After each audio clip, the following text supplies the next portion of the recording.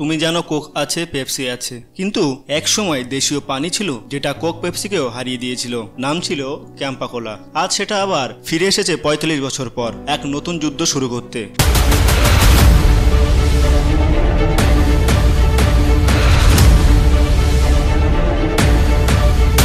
সেই সময় ইন্দিরা গান্ধীরা জরুরি অবস্থা শেষ করে হঠাৎ হেরে গেল নির্বাচনে। নতুন সরকার এলো এবং বলল বিদেশি কোম্পানিগুলোকে তাদের ব্যবসার সব তথ্য আমাদের জানাতে হবে। কোকাকোলা তখন বলল, না, আমরা আমাদের ফর্মুলা দেব না। ফলে তারা ভারত ছেড়ে চলে গেল।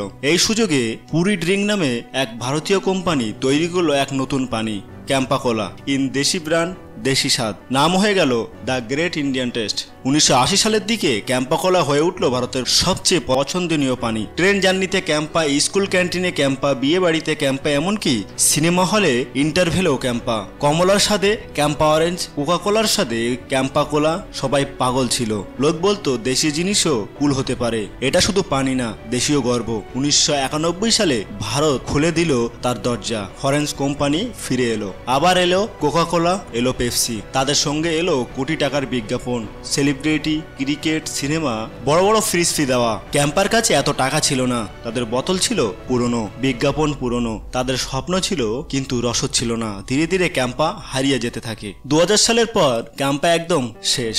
শুধু কিছু শহরে দোকানে কোনায় পড়ে থাকতো। লোক ভুলে গিয়েছিল ক্যাম্পা কি, কিন্তু মনে মনে একটাই প্রশ্ন ছিল, এই দেশি ব্র্যান্ডটা কোথায় গেল?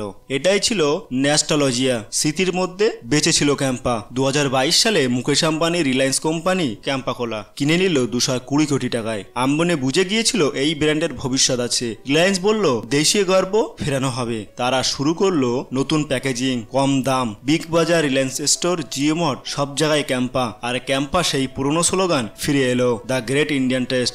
রিলায়েন্স ক্যাম্পাকে শুধু বাজারে আনেনি, একটা মিশন তৈরি করেছে। লোকাল দোকানে ক্যাম্পা সহজে মিলছে, বড় শহরে ক্যাম্পা এখন স্টাইল স্টেটমেন্ট। নতুন জেনারেশন বলছে ক্যাম্পা কোলা টেস্ট ডিফারেন্ট। আর যেসব সবচেয়ে গুরুত্বপূর্ণ, এটা এখন মেক ইন ইন্ডিয়ার আন্দোলনের অংশ। এটা শুধু একটা পানি না, এটা দেশের গর্ব। একটা সাদা বোতল, একটা নাম, যেটা হারিয়ে গিয়েছিল আজ আবার ফিরে এসেছে, মাথা উঁচু করে দাঁড়িয়েছে। এটা শিখিয়েছে নিজের মাটি কখনো ছেড়ে দিতে নেই, কারণ একদিন সে আবার ফিরে আসবে। তুমি কি ক্যাম্পা কোলা ট্রাই করেছো? নিচে কমেন্টে লেখো তোমার অভিজ্ঞতা। আর এমন গল্প পেতে আমাদের চ্যানেলটি সাবস্ক্রাইব করো।